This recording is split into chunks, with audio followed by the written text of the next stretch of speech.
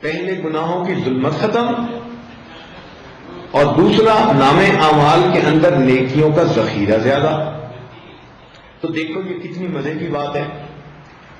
تو اس کی ہوتی ہے عادت بنانے کی بات۔ اگر آپ ان کلمات کو پڑھنا عادت بنا لیں تو روزمرہ آپ کو نیکیاں ملتی جائیں گی، ہر دن آپ کے نام اعمال میں نیکیاں لکھی جائیں گی۔ ان میں سے ایک پہلا عمل ہے استغفر اللہ پڑھنا۔ جب ہم استغفر اللہ پڑھتے ہیں تو اس کا مطلب یہ ہوتا ہے کہ اے اللہ، میں اپنے گناہوں پہ نادم اور شرمندہ ہوں، آپ میرے ان گناہوں کو معاف فرما دیجیے۔ چنانچہ اس استغفار کی ایک بہت بڑی فضیلت یہ ہے کہ استغفار کرنے والے بندے پر اللہ کا عذاب نہیں آتا۔ توجہ فرمائیں کہ استغفار کثرت سے کرنے والے بندے پر اللہ تعالیٰ کا عذاب نہیں آتا۔ کیا مطلب ہے؟ کہ دنیا میں گناہوں کی وجہ سے انسان ذلیل ہوتا ہے، رسوا ہوتا ہے، دشمن اس پر غالب آ جاتے ہیں، اس کے رزق میں کمی کر دی جاتی ہے۔ تو یہ گناہوں کا جتنا وبال ہے اللہ تعالیٰ استغفار کی وجہ سے اس کو روک دیتے ہیں۔ ہر عورت چاہتی ہے کہ مجھے دنیا میں رسوائی نہ ہو، کہیں گناہوں کی وجہ سے میری شکل ہی نہ مسخ کر دی جائے، مجھ سے رزق ہی نہ چھین لیا جائے۔ تو اگر یہ تمنا دل میں ہے تو پھر اس کے لیے آپ کثرت کے ساتھ استغفار کریں۔ سنیے قرآن عظیم الشان، اللہ تعالیٰ فرماتے ہیں ما کان اللہ لیعذبہم وانت فیہم، اے میرے محبوب جب تک آپ ان لوگوں کے درمیان ہیں اللہ ان لوگوں کو عذاب نہیں دے گا۔ وما کان اللہ معذبہم وہم یستغفرون، اور اللہ اس وقت تک بھی ان کو عذاب نہیں دے گا جب تک کہ یہ استغفار کرتے رہیں گے۔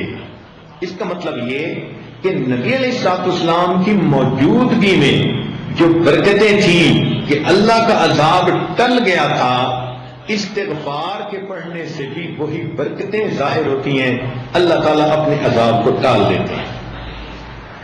چنانچہ مکہ مکرمہ کے جو لوگ تھے وہ نبی علیہ السلام سے کہتے تھے کہ اگر ہم آپ کا انکار کرتے ہیں تو ہمارے اوپر عذاب کیوں نہیں آتا، اور ان کے اوپر عذاب کوئی نہ آیا۔ تو یہاں پر مفسرین نے تفصیل لکھی، وہ فرماتے ہیں کہ مکہ والوں پر عذاب اس لیے نہ آیا کہ اللہ تعالیٰ کے نبی علیہ السلام وہاں موجود تھے۔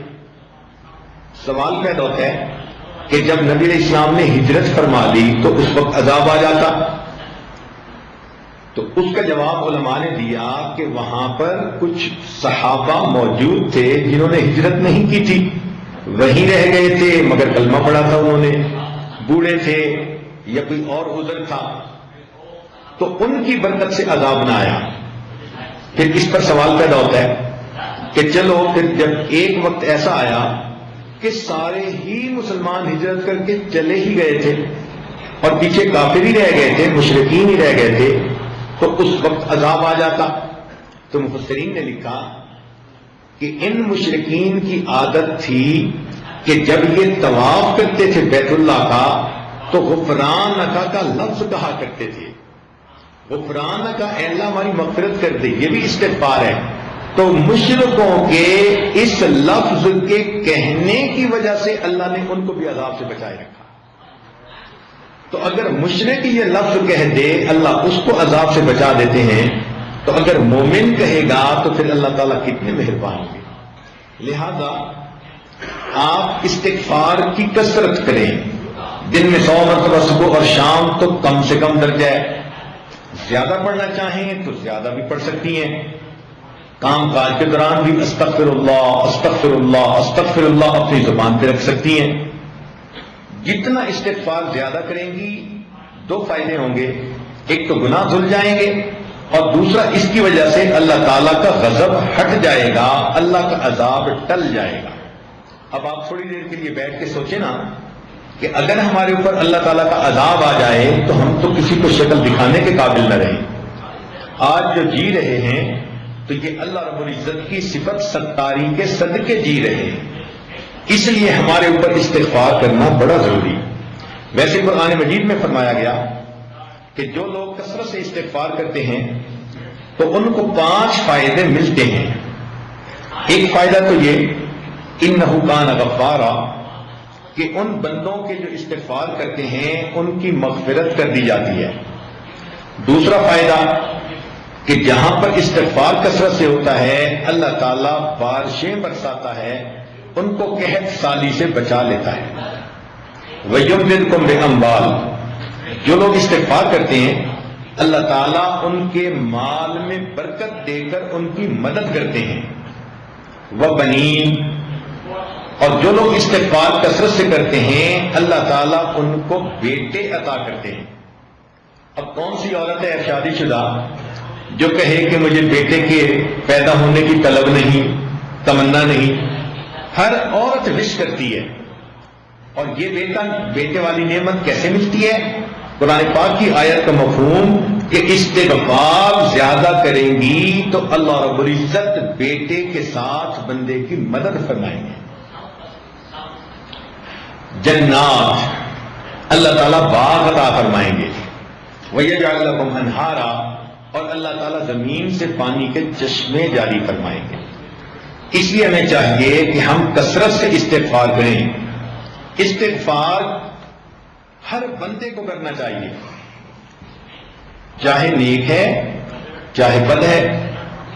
اس لیے کہ اگر کافر ہے تو کفر سے توبہ استغفار کرے, اگر عام مسلمان ہے تو اپنے گناہوں سے توبہ استغفار کرے, اگر گناہوں میں ملوث نہیں ہوتا نیک بندہ ہے تو اس کے دل میں بھی جو غفلت آ جاتی ہے اس سے استغفار کرے. اور اگر کوئی کہے کہ میرا دل غافل بھی نہیں ہوتا تو ایسے بندے کے دل و دماغ میں بھی شیطان وسوسے تو ڈالتا ہے, ان وساوس شیطانی پہ استغفار کرے. اور اگر کوئی کہے کہ مجھے تو شیطان وسوسے بھی نہیں ڈالتا تو وہ بھی اپنے اخلاص کی کمی کے اوپر استغفار کرے کہ جتنے خلوص سے ہمیں زندگی گزارنی چاہیے تھی ہم نہیں گزار پا رہے. تو استغفار کے کرنے سے انسان اللہ تعالیٰ کے عذاب سے امن میں آ جاتا ہے, بچ جاتا ہے, گناہ دھل جاتے ہیں اور اللہ تعالیٰ اس کی مدد فرماتے ہیں. رزق میں برکت سے, بیٹوں میں برکت عطا فرما کے اور اس کے اللہ تعالیٰ دنیا کے ان مسائل کو حل فرما دیتے ہیں. آپ استغفار کی کثرت کریں گی تو آپ کو کسی عامل سے کوئی عمل پوچھنے کی ضرورت ہی نہیں رہے گی. کاروبار کی پریشانی استغفار سے ختم, کیونکہ اللہ تعالیٰ جو فرماتے ہیں کہ مال کے ذریعے سے مدد کروں گا. اگر اولاد کی پریشانی ہے تو وہ استغفار سے ختم, کیونکہ اللہ تعالیٰ فرماتے ہیں کہ میں بیٹے دے کر ان کی مدد کروں گا. اگر کسی کا کام نہیں چلتا تو جیسے اللہ فرماتے ہیں کہ میں باغوں سے پھل عطا کروں گا, اللہ تعالیٰ ان کو دکان سے بھی پھل عطا فرمائیں گے, کاروبار اچھا چلے گا. تو ایک استغفار کی کثرت سے ہماری زندگی کے کتنے مسئلے حل ہو جاتے ہیں. دوسرا کام یہ کہ انسان کی زندگی میں کبھی خوشی ہوتی ہے, کبھی غمی ہوتی ہے, کبھی کام مرضی کے مطابق ہوتے ہیں اور کبھی کام مرضی کے خلاف ہوتے ہیں. تو اگر تو کام مرضی کے مطابق ہوں تو ہمیں اللہ کا شکر ادا کرنا چاہیے. اور اللہ تعالیٰ کا شکر ادا کرنے کا آسان طریقہ یہ ہے کہ زبان سے الحمدللہ کہیں. ہمیں چاہیے کہ ہر نعمت پر ہم اللہ کا شکر ادا کریں. اس شکر ادا کرنے کی فضیلت یہ ہے کہ آئی ہوئی نعمت انسان سے واپس نہیں لی جاتی. لَإِن شَكَرْتُمْ لَأَزِيدَنَّكُمْ اللہ تعالیٰ فرماتے ہیں کہ اگر تم شکر ادا کرو گے ہم اپنی نعمتیں اور زیادہ عطا فرمائیں گے. اب مثال کے طور پر کتنے کام ہماری مرضی کے مطابق ہوتے ہیں تو جب بھی کوئی کام مرضی کے مطابق ہو تو چپکے چپکے اپنے دل میں اللہ کا شکر ادا کر دو، اپنی زبان سے الحمدللہ پڑھ لو۔ جب آپ نے کسی کام پہ الحمدللہ پڑھ لیا تو گویا آپ نے اللہ تعالیٰ کا شکر ادا کر دیا۔ مثال کے طور پر اللہ تعالیٰ نے ہمیں ایمان عطا فرمایا، اس کا خیال آئے تو کہو الحمدللہ۔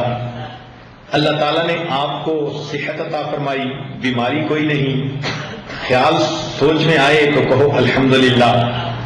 اللہ تعالیٰ نے آپ کو عزت کی زندگی دی تو یہ خیال آئے تو کہو الحمدللہ۔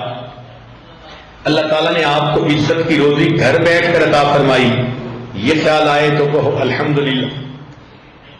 اللہ تعالیٰ نے آپ کو اولاد عطا فرمائی، بیٹے بھی دیے، بیٹیاں بھی دیں، جب ان پہ نظر پڑے تو کہو الحمدللہ۔